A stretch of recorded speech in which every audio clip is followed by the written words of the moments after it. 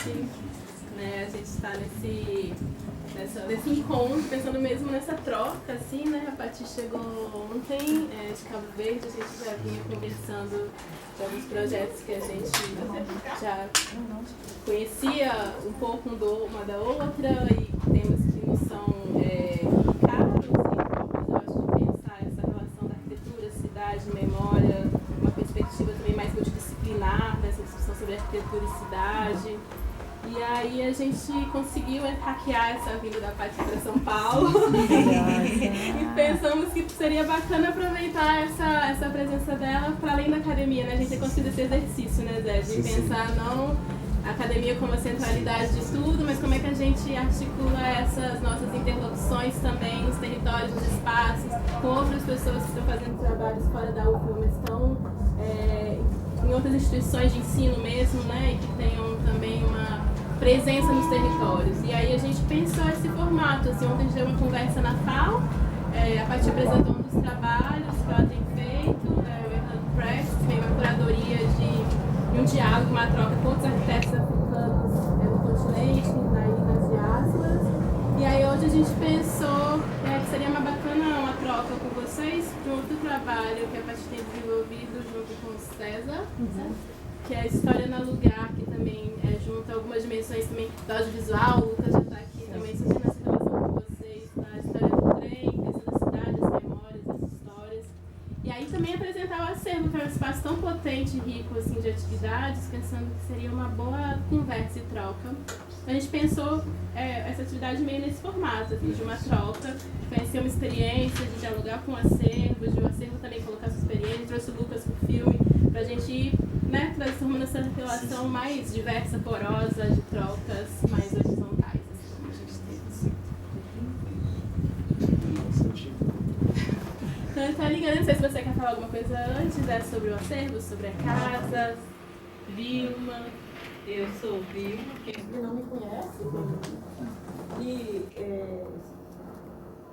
eu já moro aqui há muito tempo, desde quando nasci, cresci a minha vida toda. E minha experiência sempre foi com crianças e adolescentes. Sempre estudei, ensinei. Sempre aquele tempo que a gente está sempre fazendo reforço e trabalhando também com a comunidade, pastoral da criança. A vida toda foi trabalhar aqui. Meu primeiro trabalho foi aqui, minhas escolas, meu primeiro grau, segundo, primário foi aqui, em plataforma e no subúrbio ferroviário de Salvador. Então, sempre tive. Agora, mas depois que com o Eduardo, nós dois, eu procurei ajudar ele na pesquisa, a gente começou a pesquisar juntos e formamos a primeira casa, que tem um museu, que é uma experiência, é uma pesquisa muito importante para a comunidade, porque a gente trabalha com memória estética e a gente sobe e desce e sempre está procurando mais e mais coisas. A gente termina a pesquisa, mas continua pesquisando muito mais. E faço parte também daqui do segundo espaço, que já é um espaço diferente do outro, que é um espaço que eu dou aula de reforço aqui, continuo com esse reforço, fazendo outras atividades, coordenação, praticamente eu organizo a maior parte das coisas que acontecem dentro do espaço, do segundo espaço.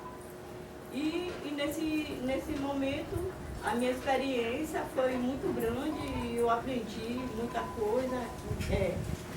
As pessoas começaram a me respeitar como mulher negra, porque no momento é difícil a gente trabalhar nesse mundo tão cruel aí, racista. E aqui, com dois rapazes, que foi Leandro também, porque Leandro também é muito importante na nossa vida, porque ele que nos ajuda 10 anos nesse corre-corre danado. Ele nunca pediu nada em troca.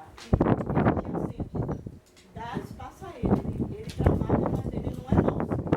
Ele está sempre do nosso lado, trabalhando, fazendo expandindo para a comunidade também, que eu coloco sempre em tudo. A comunidade tem que saber o que é que a gente está fazendo, então tem que ter troca. Nada de fazer só entre os três, não. A comunidade, as escolas, a universidade, e a família em si, porque lá é a primeira família dele e aqui é a minha família.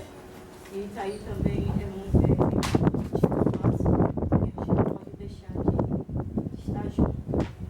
E a gente estamos aí, trabalhando e chegando mais coisas. A gente sempre fica quieta, mas sempre a gente está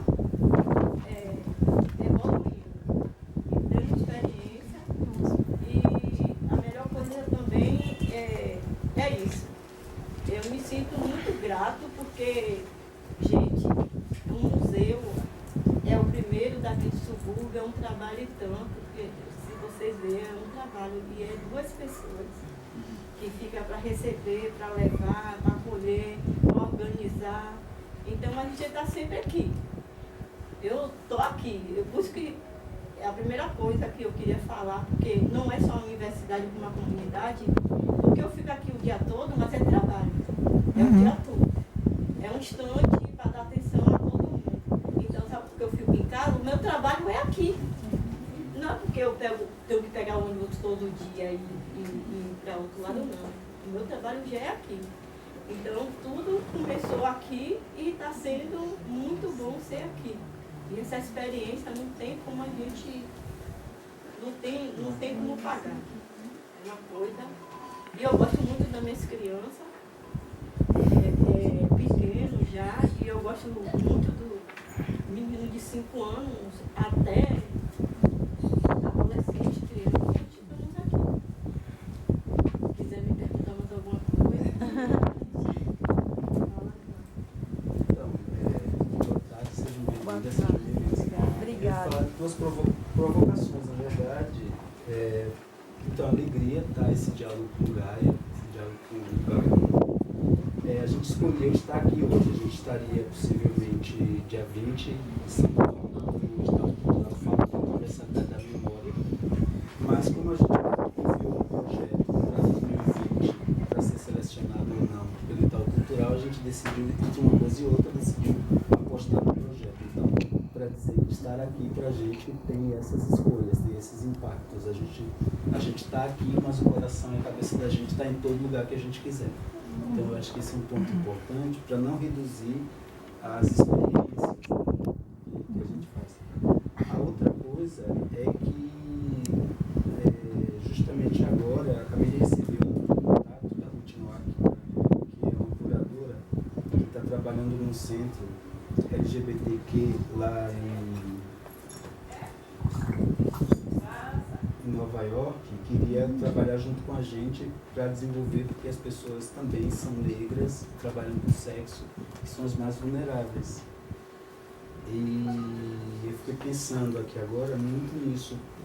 Estava indo hoje de manhã para o acervo, por que a gente trabalha com memória, né? Porque viva, por que Andréane chegou? Por quê? É uma provocação para a gente, porque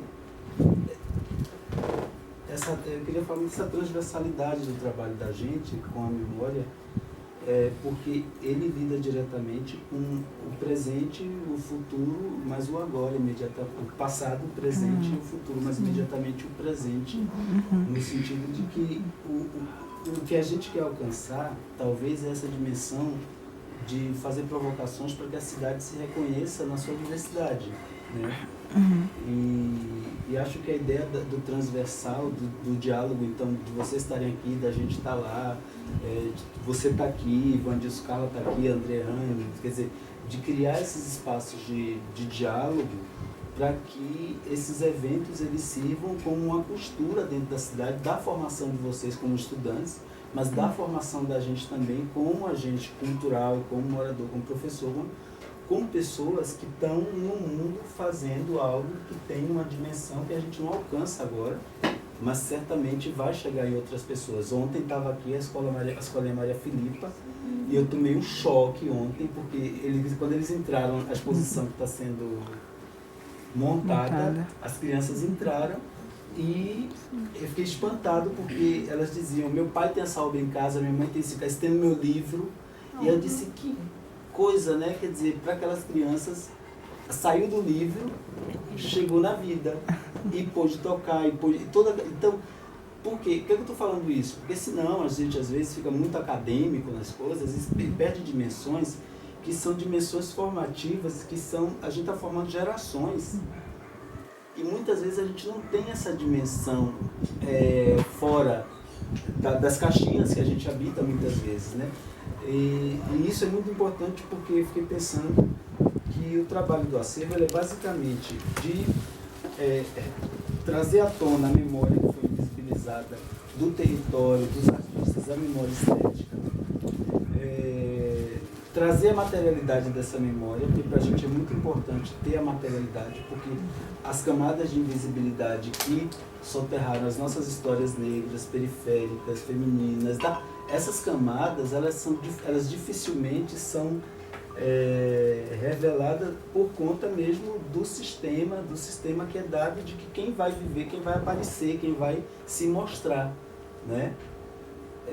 E aí disso tem um braço nosso, que é essa luta pela dimensão estética na questão de propor coisas. Nós somos um espaço altamente propositivo, por isso a gente apanha às vezes, mas a gente é propositivo e vai apanhar sempre.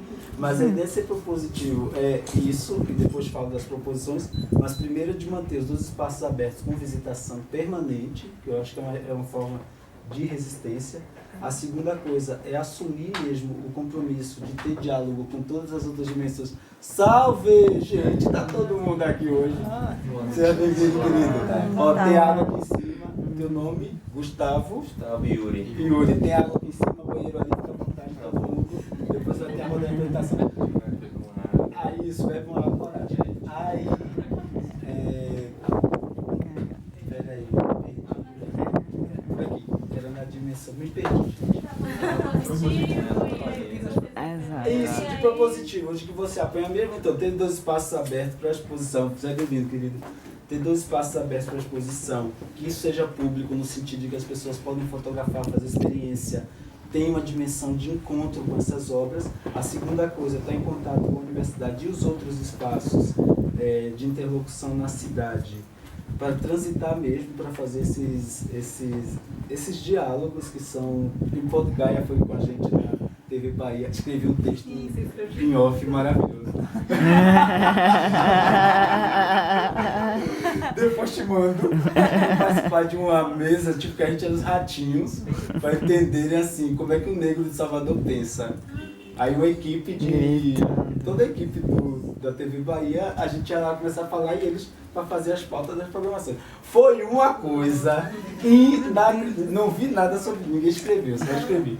E aí, mas aí ficou pensando, esses diálogos são importantes para a transversalidade da memória e das experiências que a gente está fazendo, para a gente não ser pensado antes de 2010, para a gente não ser pensado fora da dimensão histórica, porque acontece muito isso. A gente é pensado sempre no atraso. Ninguém pensa a gente na vanguarda. O acervo pensa a gente na vanguarda.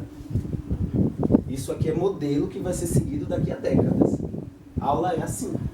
Universidade é isso. Universidade não é. Tem uma certa universidade que é aquilo, mas tem uma universidade que é a vida, que tem essa dimensão que extrapola. E essa propositividade vai pelos projetos também, de chegar agora a hora de começar a também fazer o movimento transatlântico de lá para a África, para entender também, porque a gente não entende porra nenhuma se a gente não fizer o trânsito. Né? Eu acho que é super legal, é super legal, mas tem que pensar depois um dia de fazer o trânsito, porque fazendo o trânsito você se redescobre. Não é à toa que a gente faz um disco porradão quando volta lá, junto com o Caetano. Caetano faz, né, também um disco foda da gente, porque o coração da gente entra nas cidades, vai plantar o umbigo da gente aqui, mas o coração da gente está lá ainda.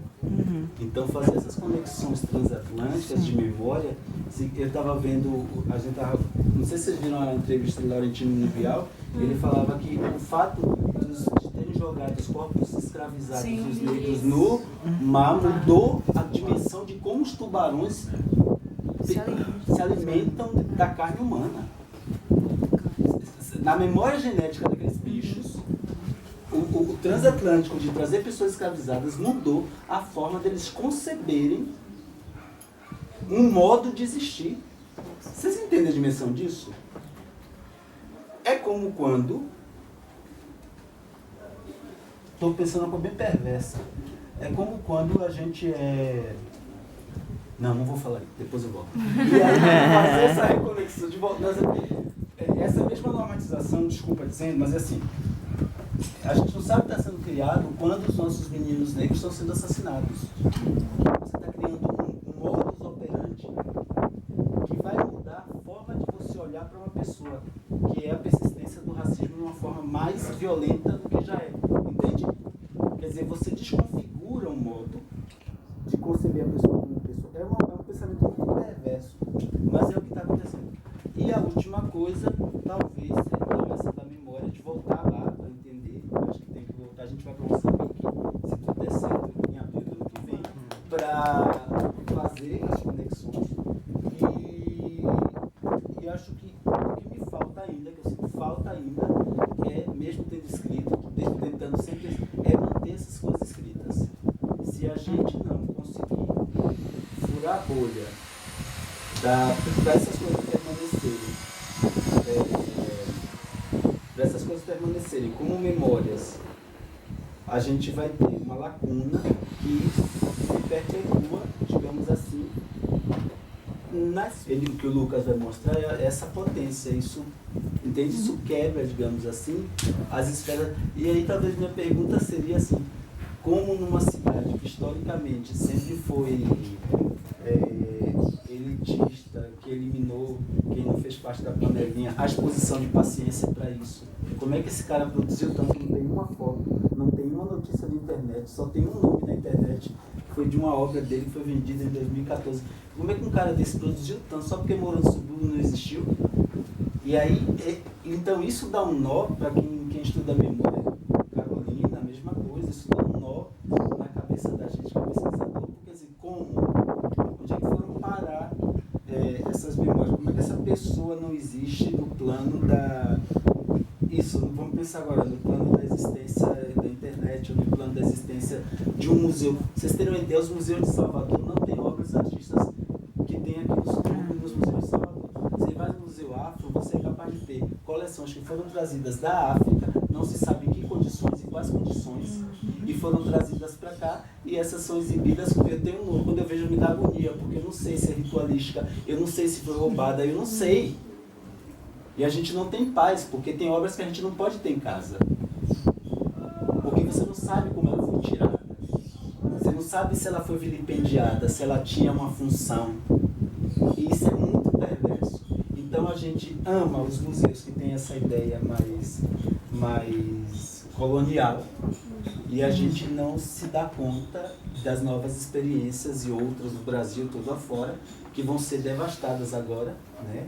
Tipo o Museu das Putas e do Sexo, o Museu das Remoções, o Museu da Maré, quer dizer, a Fundação Casa Grande, quer dizer que são experiências que nascem com uma outra ótica museal, que é uma ótica que nasce da experiência das pessoas e não da subtração, digamos assim, aquela que a gente que também podia ser uma parte importante da Constituição, desse novo modo de pensar essas pessoas. Você explora tanto que você nem questiona mais. Então, pensa isso. Quando você entra no museu, quando você entra, que dimensão da memória você está acionando? Se é uma dimensão de memória... Pronto, eu acho que inicialmente acho que a gente pode começar por isso.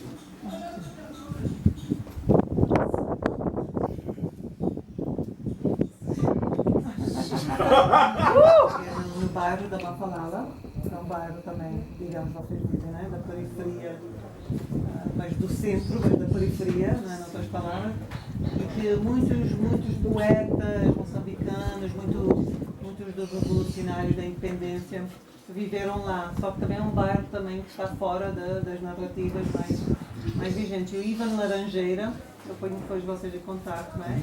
Conseguiu mobilizar esse museu da Mafalala, que tem um projeto importantíssimo dentro do bairro, né? Assim, com algumas semelhanças com o vosso, que é muito interessante. Obrigado. Okay.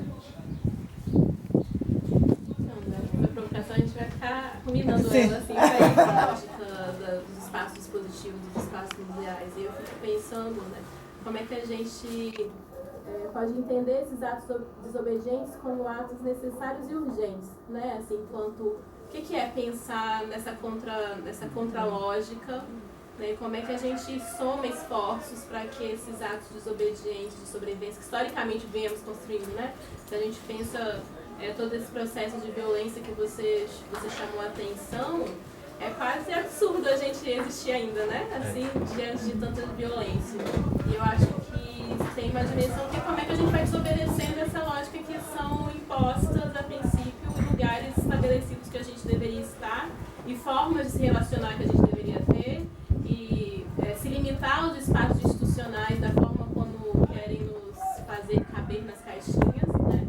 Então, eu acho que tem uma lógica de desenvolver como prática a desobediência como forma de sobrevivência e a partir disso ir construindo outras formas de existência, né? Eu acho que o acervo tem esse lugar super fora da curva da lógica do que é esperado que os territórios periféricos tenham, que significa a relação de arte e estética nos territórios periféricos, bem arte, que são o centro, né? E eu acho que essa sua provocação de pensar esses trânsitos, né, esses movimentos de retornos, né? E como é que a gente retoma isso, né? Acho que essa fala que você fez lá no Salvador das Suas Cores, né? Do umbigo tá aqui, mas o coração não tá só aqui. Tá aqui também, que eu acho que é outro movimento que o acervo faz, né? Não é abrir mão, né? Não é reivindicar uma coisa ou outra, é reivindicar o que tá aqui, mas reivindicar o que tá no centro, reivindicar o que tá do outro lado, é ocupar tudo, né? Retomar tudo e ter o direito de poder ter tudo, né? Que é o direito que os brancos têm, direito de ter tudo, de falar, de fazer o que quer, né? E de falar o que quiser dos espaços, da forma como eles bem entender, né? Eu acho que tem esse movimento da acervo que vocês têm construído aqui, que é não abrir mão de nada, não abrir mão do centro, não abrir mão da periferia, não abrir mão do trânsito transatlântico aí com o continente africano, que vocês são eu super curiosa para conversar com vocês, acompanhar. Vocês têm que ser super midiáticos no Instagram durante essa de Moçambique, porque eu acho que é uma potência que vai sendo, imagino como potente essa relação, né? E como alimentadora de pensar essas desobediências de uma forma ainda mais intensa. E aí, Zé, não sei, eu não tô nem te respondendo nada, não, eu só me entendido com você. Eu tô pensando em Vilma, porque eu não queria mais viajar na vida. Não? Não, mas Vilma, o desejo de Vilma é viajar. Não, porque ele já viajou muito. Não é? Muito trabalho, né? Muito trabalho. Mas acho que essa coisa da viagem de... Você deseja... Eu sempre desejei ir em algum país. Aí sempre que eu falava com ele, e a orientadora dele sempre dizia, Eduardo, Dona Cecília, você quer ir viajar? Ele não. Então ficou aquilo, né? E eu falando com o Leandro, a gente temos que sair daqui. Aí Leandro conseguiu ir a primeira vez, e agora a gente sentou e conseguiu fazer esse pra eu ir. Porque por... Não. Justamente por isso que eu fiquei pensando nisso. Porque Vilma, acho que isso é uma coisa forte. Porque assim, Vilma fez 51 anos. Vilma nunca viajou. Nunca fez um movimento transatlântico. E isso pra mim é de uma quebra. Que é assim... Pra gente estar aqui, eu acho que... É isso, eu não quero falar de ressentimento não, eu quero falar de alegria, eu quero falar de coisa bonita. Mas eu vou dizer assim pra vocês. As relações, às vezes, com as pessoas que tentam... que dominam a estrutura da cidade, porque a cidade é dominada. Por que ninguém falou daquela noite da TV Bahia? Porque se alguém falar, acabou na Bahia. Por que ninguém escreveu? Por que ninguém critica determinadas políticas e questões da cidade? É porque vocês não terão de trabalhar propositadamente. Porque, querendo ou não, a cidade ela tem as pessoas que dominam, que são os conluios. Na verdade, eles sempre se apoiam, se envolvem, estão... E a gente não, é como uma menina que veio aqui no cinema e falava pra gente, quando a gente pensa, os eles conseguem entrar no edital, eles mudam a lógica do edital. Sempre isso. Aí você vai para uma amostra, todo mundo diz, olha, vai ser isso, isso, isso. Você vai preparado, estuda, se acaba. Quando chega lá, mudou a lógica. Justamente para quê? Para que a gente não tenha o acesso, digamos assim, a determinadas fontes de recursos. E aí eu ficava pensando, a insurgência nossa, eu acho que talvez esteja do fato de ter também Leandro, de ter outras pessoas que estão ali juntos e que estão aprendendo juntos a desobedecer essas lógicas. Porque senão a gente paralisa, né? A gente não tem essa dimensão de avançar. Entende? E eu fiquei pensando muito nisso. Porque a presença de Gaia, de Glória na fala é muito importante para a gente. É porque vocês estão quebrando uma lógica histórica da Universidade Baiana. E isso para a gente se olha vocês e a gente se vê. A gente olha o modo de vocês tratar a gente se vê. Entende? E isso é uma pequena mudança, numa cidade que a gente já não tinha, talvez, mais esperança de ver. É como o movimento negro está fazendo agora para pleitear uma candidatura negra na prefeitura. É porque a gente nunca sonhou, a gente não nos foi dado nunca a possibilidade de que Vilma tem que provar todo dia que é professora. Vilma discute com o Guilherme, eu sou sua professora. Eu vou na universidade dar aula, eu sou seu professor. Porque a gente todo dia tem que provar que é professor. Tem pessoas que chegam lá, os alunos, não falam nada. Então, até esse direito de ser, eu acho que essa exigência de ser e de usar a episteme da gente, o modo da gente falar, o modo da gente pensar, o modo da gente construir uma coisa, nossa, sabe, assim, e acho que o acervo, a provocação maior para mim, é que ele respeita isso. Então, quantas museólogas chegaram aqui e dizem, é um gabinete de curiosidade. Maravilhoso. Mas é um gabinete de curiosidade, você não vai ver lá do canto nenhum do mundo. E no dia que chegar aqui e organizar e virar o museu do centro, acabou. Porque as professoras chegam às crianças podem pegar, quebrar, eu não vou morrer por cada obra que quebrou. Até roubar, já roubaram. Inclusive estou aqui com a curadora que roubou. Em 2016, me pedindo agora para trabalhar com ela lá no centro, lá no negócio, de Nova York. Vocês querem ler? Não. Vocês querem ler a mesa? Não, porque é só para dizer. É isso. A gente não se mesura, a gente não se mede pela baixeza dos outros.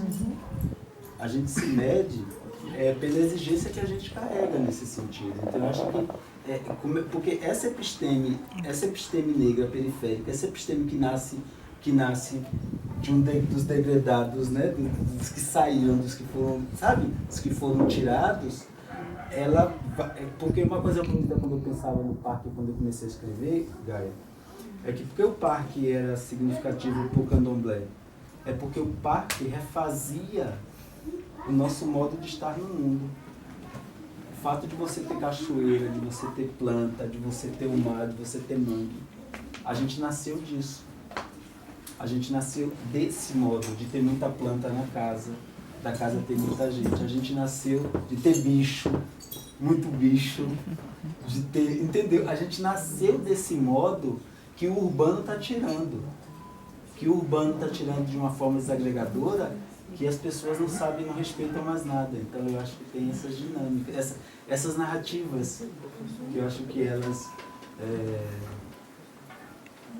permitem da gente de voltar a sonhar, uma capacidade de voltar, porque até isso foi tirado da gente, a capacidade de sonhar, de ter processos imaginativos, que são processos, o acervo é isso, são processos imaginativos, poéticos, dentro da aspereza de uma cidade que não quis que a gente existisse. Mas aí só que os velhos cuidaram da gente, a gente veio e está cuidando dos ozeres aí. Então está soltando todo mundo. E isso é uma dimensão do cuidado, que a gente tem que ter um com o outro, eu acho. Tanto que o que não só, que tem a capacidade de dizer que eles estão sendo como em Itapuã, os artistas disseram que lá órfãos, estão órfãos. que não tem mais ninguém que presta atenção neles. Não tem. Então, para eles foi uma alegria. E olha que a gente só ficou 15 dias lá. O tempo todo com esse pessoal. E fizemos uma celebração que até hoje eles ficam no dia. Quando é que vai ter de novo o Oquista? Quando é que a gente vai fazer esse Oquista? Agora já quer uma escola. Da escola da cidade. Já tem uma cidade, nós queremos que saia Isso. E naquele dia eu lembro que. Gente, ele tá muito bate-bola, né? Relaxa, enquanto eu perguntei. E naquele dia tava lá a Glória, e foi por causa da Glória que a Clara Domingues estava lá, do Museu das Baleias, de Itapuã, que aí o Museu das Baleias foi para a FAO. E foi super genial aquilo, que ela foi apresentar ao grupo, porque essa ideia de quando a gente chega no território, a gente respeita a encruzilhada do território. Porque é a casa, é a família, primeiro a memória que a gente quer saber, a memória da casa, a memória da família, depois a memória estética do território e depois o processo de curadoria que a gente chama de encruzilhada, que é onde vai se encontrar todo mundo naquela laje para sair, para surgir aquela narrativa que está ali. Então isso foi Engenho Velho de Brotas, Itapuã, Federação aqui Uruguai, Plataforma, Marbac, o subúrbio todo, aqui, foi para Piripiri, Paripe, São Caetano e Nordeste da Maravilha. E aí você fecha um ciclo de cidade que até então você pensar, nunca nesses espaços a arte, a memória do lugar foi pensada desse jeito artístico. Talvez só Itapuã com a memória oral, que eles têm uma memória oral muito forte. Itapuã é um case mundial, né? Porque Itapuã é uma coisa, porque eles têm, por exemplo, os moradores mais antigos respeitam os moradores mais antigos, os moradores mais jovens aprendem a respeitar os mais antigos, e os mais antigos os mais antigos. Então cria-se um elo de comunidade como pouco se tem em Salvador. Que é essa coisa de você se reconectar com os saberes do lugar. É como aqui, a gente tinha muito pescador, há muita gente que tinha saberes específicos, marceneiro, construtor de barco, rezadeiras, benzedeiras. Só que quando a organização chega total, ela vai dizimando também essas pessoas. Isso é muito louco. Porque, por exemplo, para você ter uma rezadeira, você tem que ter as folhas.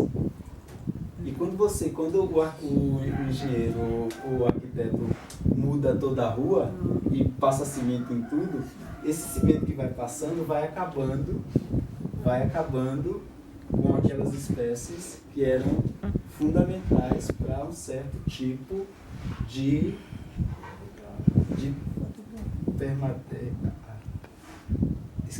terapêutica, digamos assim, processo de terapêutica. Então, nesse sentido, o que a gente tem tentado fazer nos espaços onde a gente vai é trazer à tona essa presença que está ali, mas que está meio que sufocada, né? Meio que sufocada, no sentido de que a gente precisa acionar.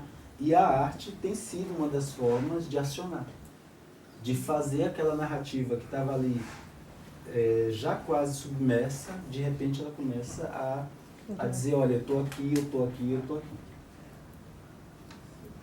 Pronto, acabamos. Vai ficar um bate-papo. Podemos abrir Abrir. outra patinha, como ela quer também, entrar nessa história. É um trabalho incrível e dá sempre, não é? É um trabalho que se sente.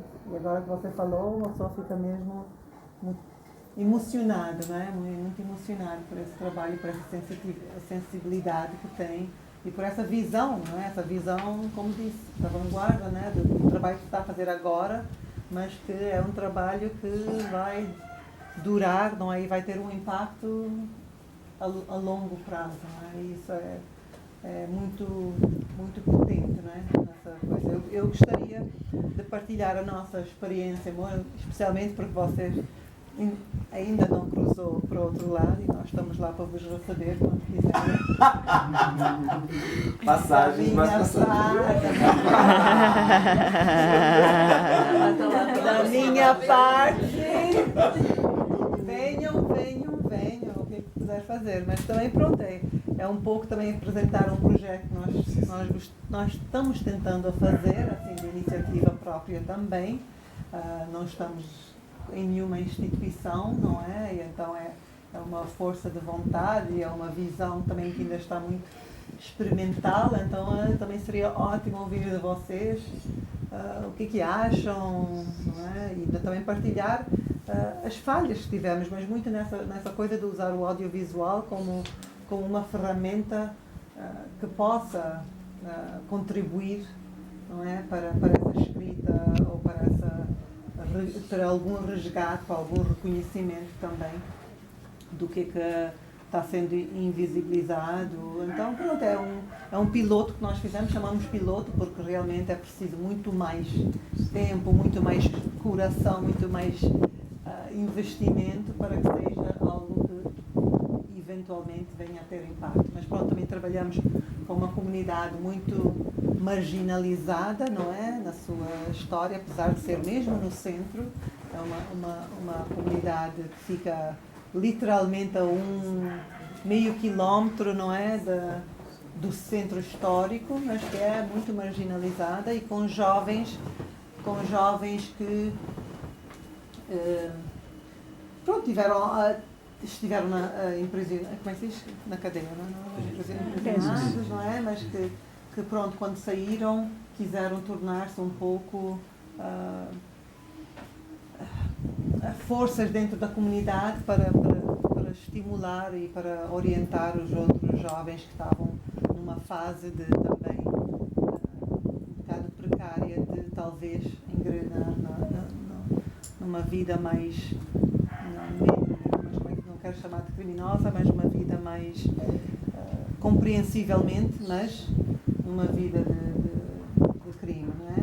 E então eles ocuparam também um espaço que era um espaço público, não é? Era um balneário público que nos anos pós-independência tinha sido criado em vários bairros, não é? Com uma placa desportiva, mas que depois ao longo dos anos foi abandonado e depois até ocupado por uma leva de gangues que tinham sido retornados dos Estados Unidos. Temos uma grande diáspora lá. Pronto, então esses jovens ocuparam esse espaço e então tem muita atividade com crianças e a gente então quis contar um pouco dessa história e fazer um webdoc, não é? Algo que esteja online, que fosse mais acessível, não é? A quem quisesse ver e saber, para além daquela imagem, quebrar um pouco o preconceito desse espaço e contribuir para também contar a história dessas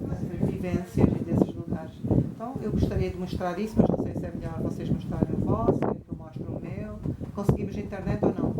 Sim. Conseguimos? Eu vou atualizar no site. Ok, está bem. Então eu só vou mostrar, mas depois abrir a conversa, ok? Vai estar em nosso crioulo cabo-verdiano, mas eu posso traduzir um pouco. Então vou testar o vosso crioulo cabo-verdiano.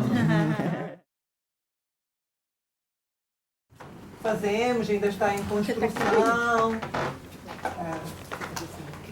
Está difícil. Eu preciso de o seu livro, pode ser? O seu livro? O seu incrível livro, vamos ver, ok. Bom, tem um pouco, este é o projeto Fincapé. Fincapé é essa associação. Fincapé também significa não é fincar o pé no chão, que é um ato de enraizar, mas é um ato de resistência. Então essa associação chama-se Fincapé. Pronto, aqui eu não vou mostrar o nosso site, mas existem outros projetos que nós temos. Xalabás, que é um projeto agora em andamento. Isto é um projeto que fizemos num outro bairro com as crianças. Uma exposição que nós fizemos, mas isto não interessa. E depois um projeto em Moçambique, aquela Chica Calamidade, que são as roupas usadas, são enviadas também como despejo para o continente africano. Mas pronto, agora vou entrar no Fincapé, que é então o piloto. Isto chama-se... Deixa eu ver. Quem não está vendo? Pronto, história no lugar, não é? Aqui está a descrição em cabo-verdiano e começa, que significa começar. Pronto, então nós trabalhamos também com uma artista gráfica, que também ajudou nessa representação, não é? De como é que nós queríamos representar a cidade, as pessoas. E temos três escalas ou três histórias. Lugar de Miniz, que é o espaço das crianças. Zona, que também era a escala mais do bairro. E Fase e Cidade, que falava do que está passando na cidade em termos das dinâmicas de gentrificação. Então foi uma escala maior dessa comunidade com o resto da cidade. Então, Lugar de Miniz. O objetivo é fala um pouco. Crianças, mas tem valores acima dos velhos, nos velhos. Isto é um desses jovens, não é, que ocupou esse espaço, e então ele está falando de como é que acolheram as crianças e querem ser um exemplo para a comunidade. E queria dar às crianças um espaço onde eles pudessem apoiar as crianças, não é? Dar-lhes um sentido de conhecimento do seu próprio bairro, da valorização do seu próprio bairro. E as crianças, nós fizemos vários workshops com elas e elas já que eram os nossos guias. A apropriação do abandonado balneário teve como objetivo principal a integração dos jovens e a aproximação da comunidade. Aproveitou-se das dinâmicas das crianças e a sua necessidade de espaços estruturados para atividades lúdicas para dinamizar o espaço Fincapé. Pronto, o bairro também é numa encosta, e vocês vão ver que também as crianças apropriam-se das lajes, muito interessante, como espaços de lazer, não é? Então é interessante como que elas próprias ocupam, não é, a laje e têm uma outra vivência desse espaço que é considerado um espaço impróprio, um espaço não adequado, uma ocupação ilegal, não é? Mas como é que isso tem todo outros significados, não só para as pessoas do bairro, mas como para essas próprias crianças, não é? Então, é um pouquinho mostrar... Em Lei Ferreira, as crianças ainda usufruem de uma enorme autonomia e liberdade de circulação pelo bairro, sendo os seus lugares de sociabilidade maioritariamente espaços exteriores não planeados que são criativamente apropriados para brincadeiras.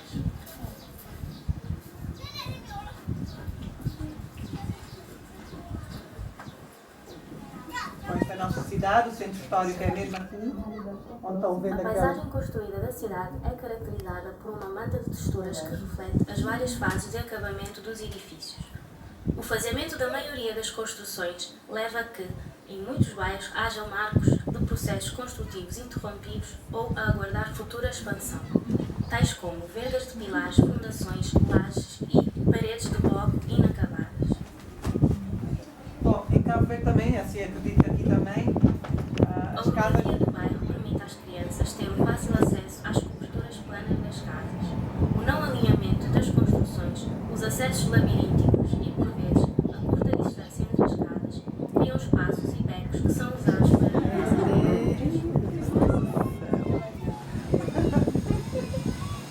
Olha, capoeira! Capoeira! As vivências das crianças desenham e definem outros mapas e apontam para uma necessidade de alargar conceitos pouco flexíveis e desfasados dos seus contextos cotidianos, tais como público-privado, dentro e fora de casa, limites físicos ou imaginários.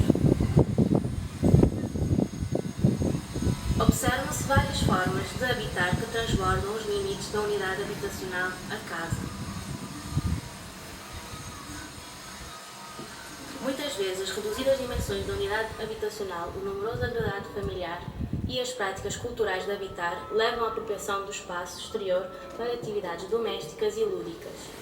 Neste sentido, não existe um limite claro entre os espaços da casa e o espaço da rua, que acolhe no cotidiano atividades tais como cozinhar, lavar, sociabilizar, etc. Isto é a Késia, uma jovem arquiteta Pronto, ela fez essa leitura. Mas pronto, foi um bocadinho de escrever, não é? E potenciar, não é? Essas formas de ocupar o espaço, não é? Que são sempre criminalizadas ou faladas de forma negativamente, mas que têm um significado muito importante na forma como se apropriam desses espaços, não é? Então foi assim vários momentos que nós quisemos retratar, não é? De uma forma inicial. Aqui. Meu nome é Sandra Helena Moreira. E depois também como é que essa rede da casa funciona, não é? Família. A Sandra é mãe do Márcio, ele aluga um quarto, mas depois usa a casa da mãe que está mais para cima. Então como é que a casa, o limite da casa não é um limite compreendido como as paredes de uma casa, é todo o bairro, não é? É toda uma ligação de veias e Os casos em que a habitação é composta por várias unidades não contínuas, a rua é o corredor de ligação entre vários espaços de habitação.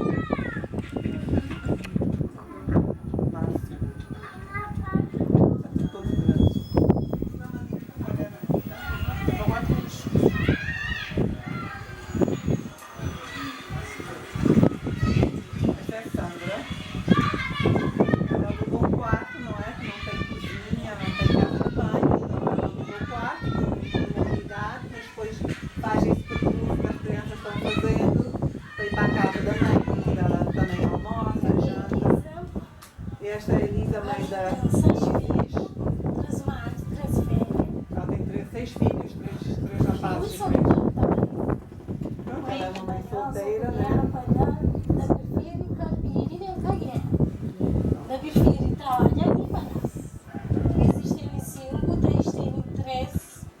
Então nós contamos a história a partir dos miúdos, porque nós acolhemos muito, eles acolheram-nos assim, as crianças acolheram-nos e depois nós quisemos fazer essa entrada no espaço mais privado a partir da criança, não é? Então, a Isis quis. Não sei o que aconteceu, não é? Isto é um piloto, ok?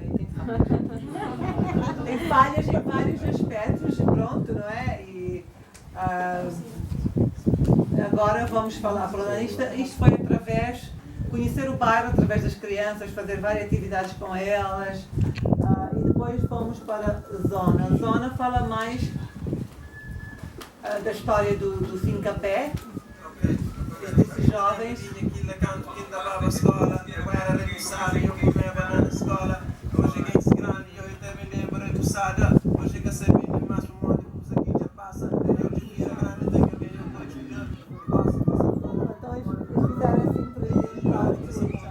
Atuação para falar da senhora que vendia roçado no caminho da escola, para contar a história de memória deles do bairro, não é?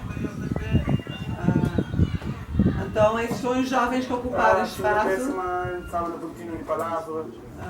a explicar um pouco, a falar porque que ocuparam esse espaço, o que estão a fazer. Crianças, velhos, jovens, comunidade em si que tinha um espaço social. Falar que como a comunidade não tinha um espaço de encontro, de convívio, não é? E as crianças também não tinham onde ir, nem a gente mais grande, como se diz em Cabo Verde, não é? Então aqui mostra um bocadinho do processo, de eles ocuparem aquele espaço, de pintarem.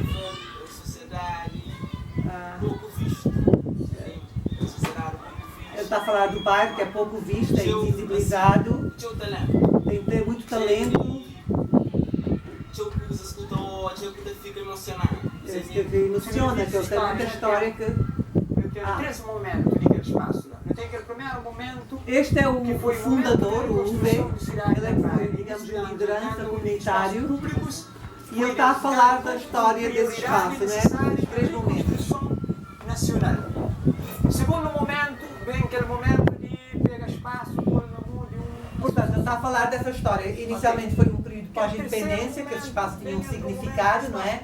De dar um serviço à comunidade, mas depois foi abandonado e entrou num processo de abandono, e está a dizer que havia um problema de delinquência juvenil muito grande nessa época. E foi o centro, esse espaço foi o centro mesmo do que ele está a falar, do centro de vandalismo, não é? Da cidade. cidade toda. Então está a dizer que isso também foi um momento muito forte de marcar esse lugar, não é? Este é o Sanás também, que também já tinha sido preso, fez parte de uma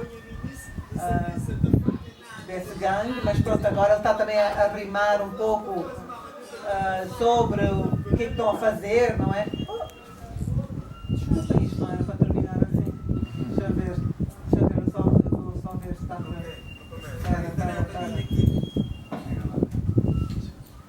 Bom, as imperfeições. Vou achar estranho, mas pronto. Peço desculpas. Mas pronto, então havia vários dos rapazes a rimar, a falar sobre a história do lugar, e tudo improvisado. Está aqui. E porque o César também, o meu companheiro, ele fez um workshop de vídeo, não é? Um workshop de vídeo. Também dar ferramentas para eles contarem as suas próprias histórias, para eles fazerem os seus vídeos musicais, também há muito disso. Então foi importante também criar esse tipo de ferramentas que eles próprios pudessem apropriar e depois, não é, contar as suas próprias histórias ou agregar a este web documentário, que pode depois ser ou não. Pronto, mas pronto, é um cheirinho, também não quero prolongar muito, um cheirinho só. E depois aqui fala o V, vai falar um pouco das dinâmicas. Eu começo, deixa-me só, aqui, assim, muito um mapa de Google, não é? Que mostra um pouco o centro histórico. Vocês estão vendo todas aquelas telhadinhas, não é? À la portuguesa, assim, laranjinha, não é? Esse é o centro histórico do platô, porque são platôs, a cidade da praia. E o que vocês veem aqui, isto tudo é o chamado informal, mas é a maioria da cidade, não é? É a cidade, não é? Aqui é uma zona mais, aqui é o porto, uma zona mais, não é industrial, porque não temos muita indústria, mas mais de armazenamento ligado ao porto. E pronto, o resto tudo é o resto da cidade, não é? Aqui está um bocadinho, não dá para ver. E essa partezinha colorida aqui? Ok, então, agora nesta orla, é uma orla muito contestada. E agora há um projeto chinês de um casino. E aqui é para vocês verem onde é que está. E depois é uma cidade muito pequena, não é? Vocês têm que compreender que aqui está, onde está a estrelinha, é o Fincapé, o tal associação. Como estás a ver, é uma proximidade, estão a ver uma proximidade visual direta com o centro histórico e, se medir no Google, é assim, 1/3 de 1 quilómetro, não é? Mas é uma área completamente marginalizada do resto, não é? A maioria das pessoas não conhece, tem uma relação umbilical mesmo com a histórica umbilical com o centro, o centro histórico, dito histórico da cidade da praia, não é? Mas, e então esta orla também, que eles chamam também que é uma orla que lhes pertence, não é? Faz parte, é a orla marítima que lhes pertence, mas que está a ser completamente simbolicamente e fisicamente privatizada, não é? E já não lhes pertence, não é? Já não há espaço público para a maioria das... Então são projetos megalómanos. Isto é um projeto dos arquitetos espanhóis que queriam criar uma torres, não é? E depois a eletricidade, não sei como é que ia fazer, o custo da eletricidade é incrivelmente caro, etc. Mas então nós chamamos isto de imaginários, né? Que são os imaginários, eu vou falar em português, acho eu. Ao longo da última década, a orla marítima da cidade da praia tem sido alvo de diversos deslizes sem que nenhum ainda tenha sido fisicamente construído. No entanto, essas propostas têm servido para marcar no imaginário nacional ideais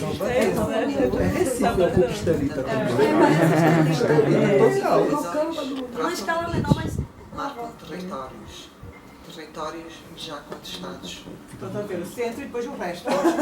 Projeta tudo na frente, um conjunto de blocos, um conjunto de... E não vai dizer que eles estão a projetar, não é? Infraestruturas à frente deles para dizer que fazemos parte do mundo agrícola, não é? E esse está olhando do Fincapé, olhando a cidade? Está do Fincapé olhando essa... Sim, bom, um bocadinho estamos na Chada Grande, que é o bairro em cima. Portanto, ele está a dizer que simbólico, ele acredita que isto é um processo que está a acompanhar toda a orla e que vai... Estão no meio, não é, disto tudo. E me acredita, Estás não a tem ver? visão. Aqui é a zona de Fincapé, aqui estão, estás a ver os quilómetros entre a zona do casino. Parte de população que não sei no futuro. Eu acho que a população vai Mas ser faz crítica também que puxada. não faz para aquele ordenamento do território ali. É uma pergunta que me está fazendo. Então, para onde que cidade que foi projetada ao longo desse tempo para chegar Por que hoje? não há um envolvimento, não é? Com as Bastava comunidades, para nesse fazer aquela. Onde houve imaginar essas soluções. Era grande, Brasil, Um bairro chama Brasil.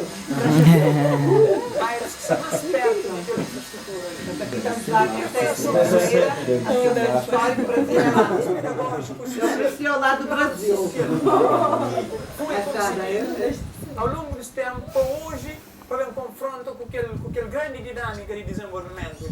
A não me estar no momento de empreendimento que te integra pobre, que te integra jovem, que te integra Faz uma criança. crítica, obviamente, não é? Esses projetos não levam em consideração a população. Mas Não tem levam... empreendimentos que não querem dentro da nossa cidade. Eles querem E Tiara Grande sempre foi um bairro marginalizado. Pronto, fala dessa marginalização. Em não é? termos de infraestruturas urbanas. Tiara Grande sempre, desde o princípio, cima que, próprio estrategicamente, cima que pinchar, para além deixar. Estrategicamente vão ignorando esse bairro. Olha, mas é um bairro que tem um acompanha a acesso, dinâmica de cidade que só não é, visual e mesmo emocional, não é? Com o que sai porto, na encosta. não é? Porque a maioria são pescadores. E essa está projeto da cidade.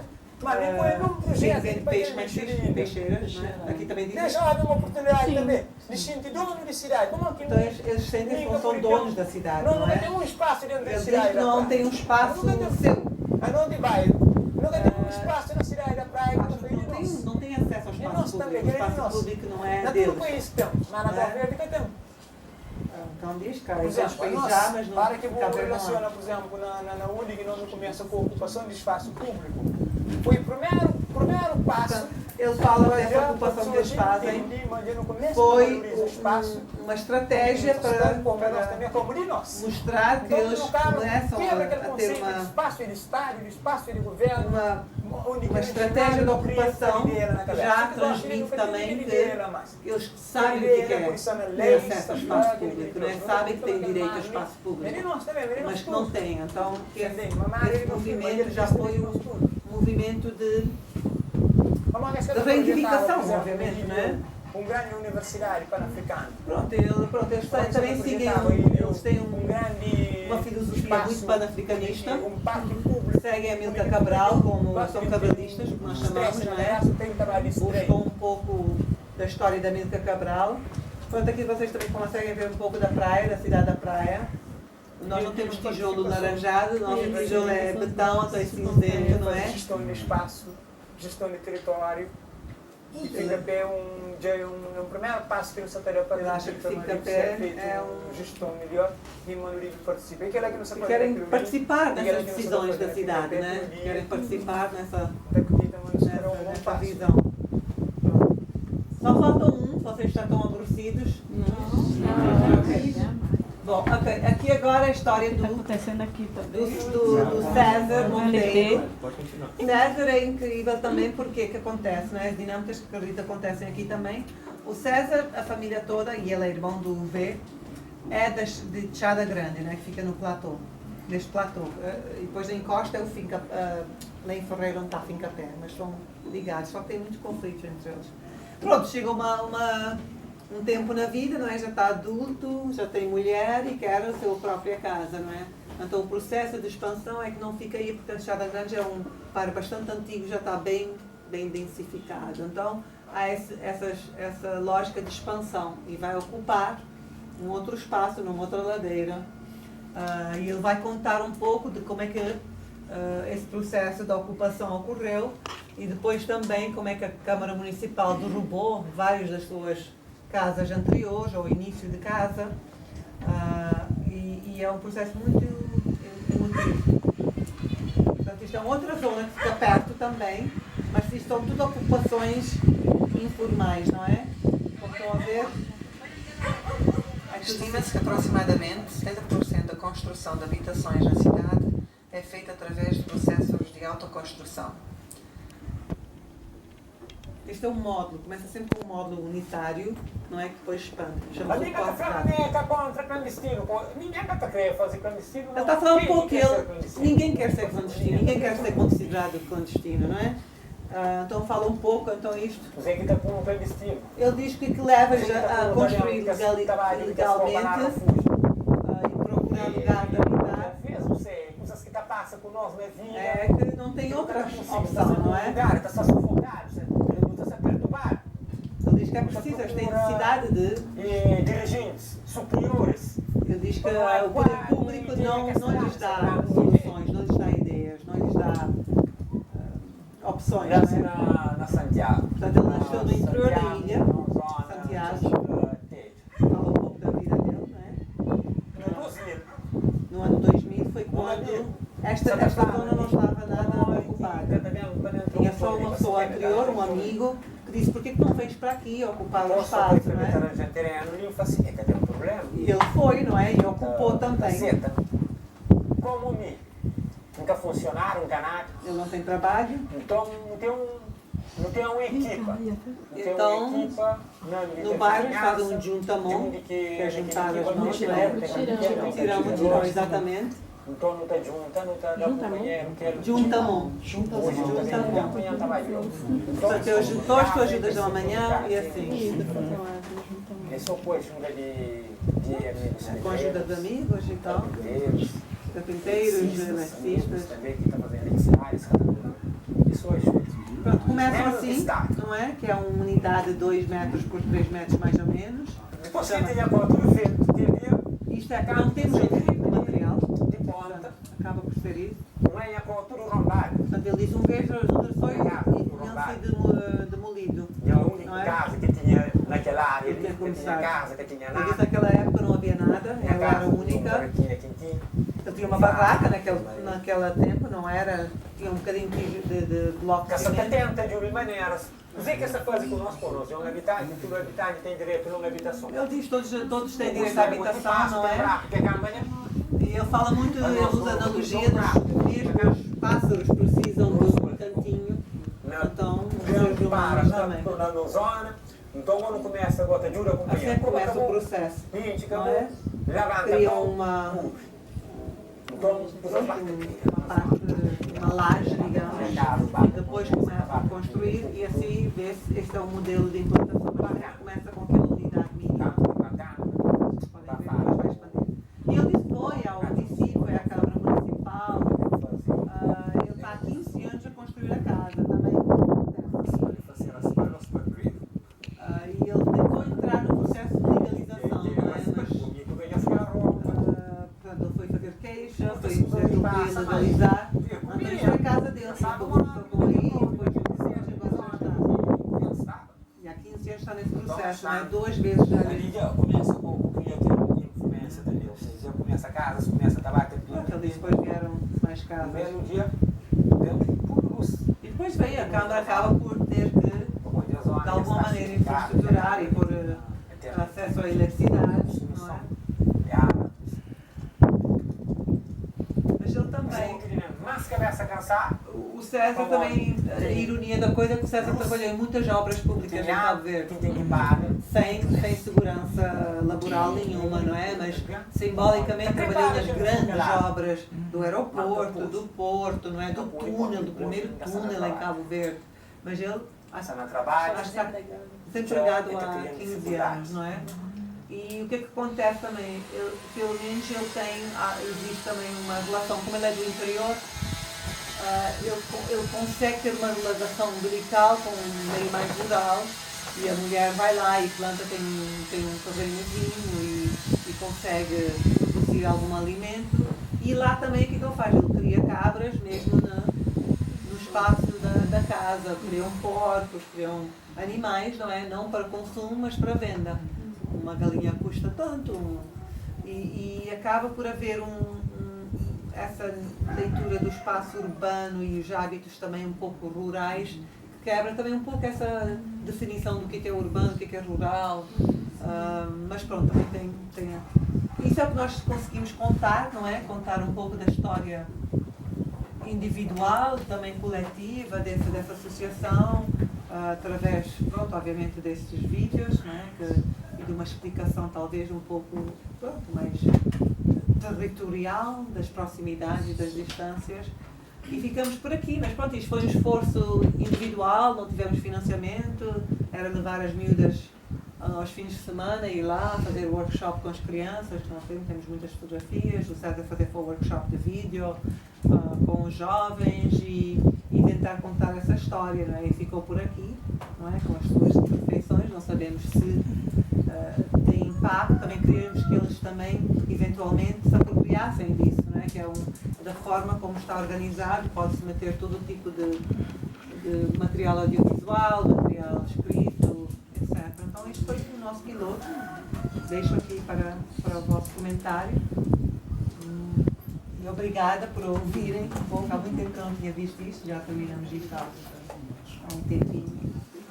Então, agradeço a vossa atenção.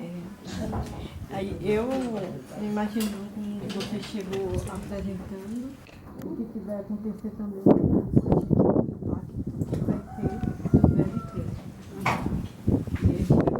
gente não sabe, esse pessoal, todo mundo aqui é pescador, e a gente está nesse impasse da memória também, né?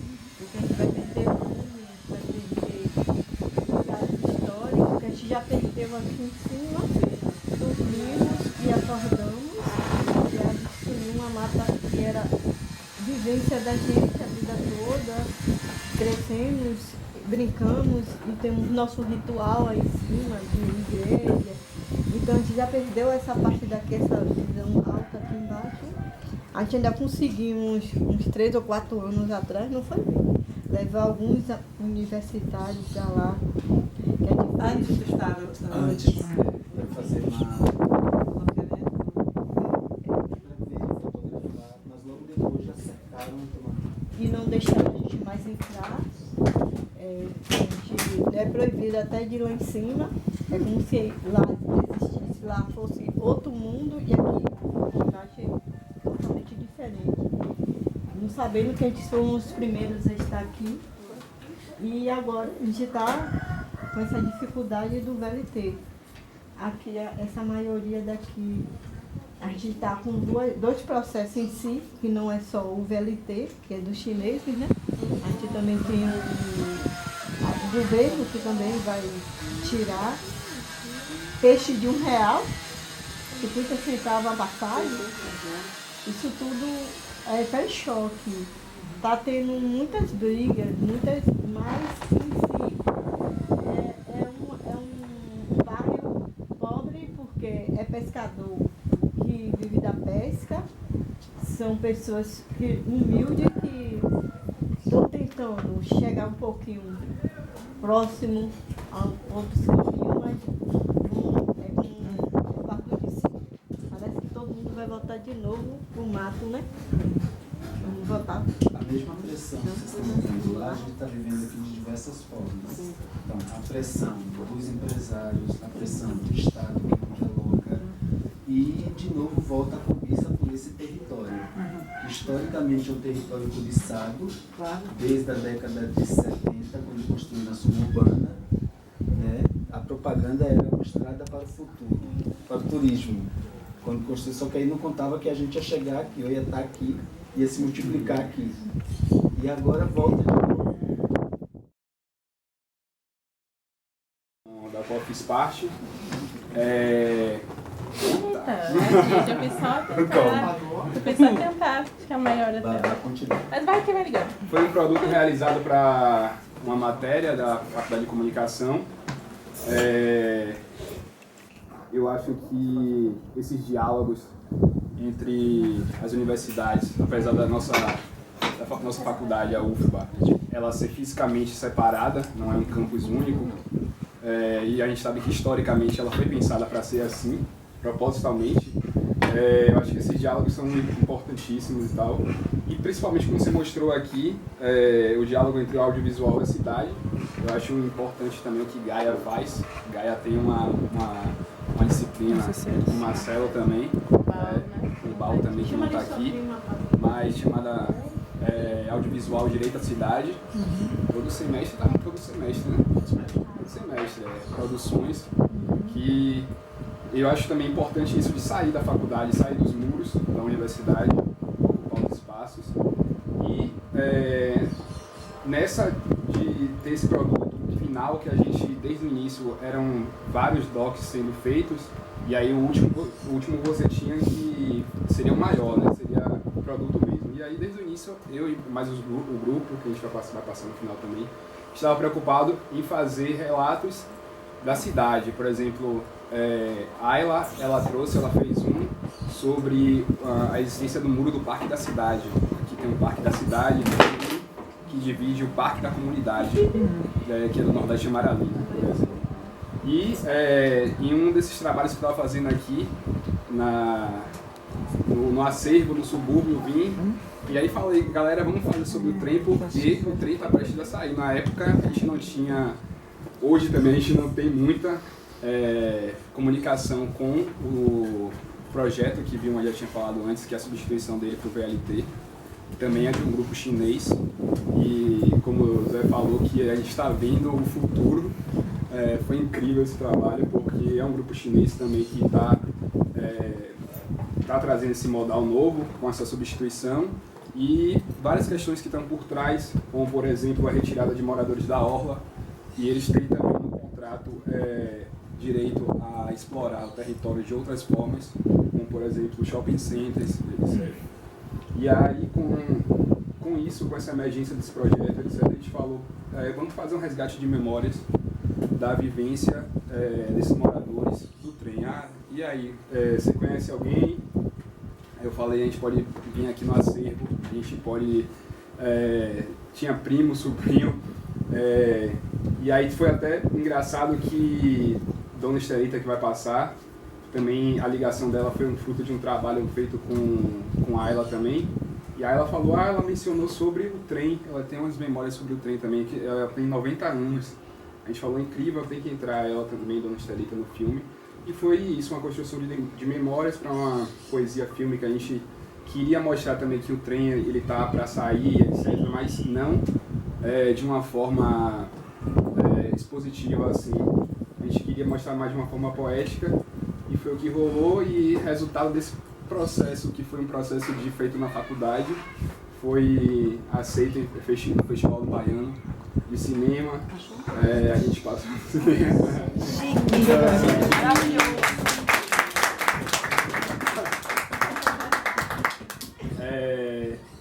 E a gente está concorrendo também aos outros editais e tal, UIA, etc. E é isso, vamos assistir. Mas, de estudante, meu.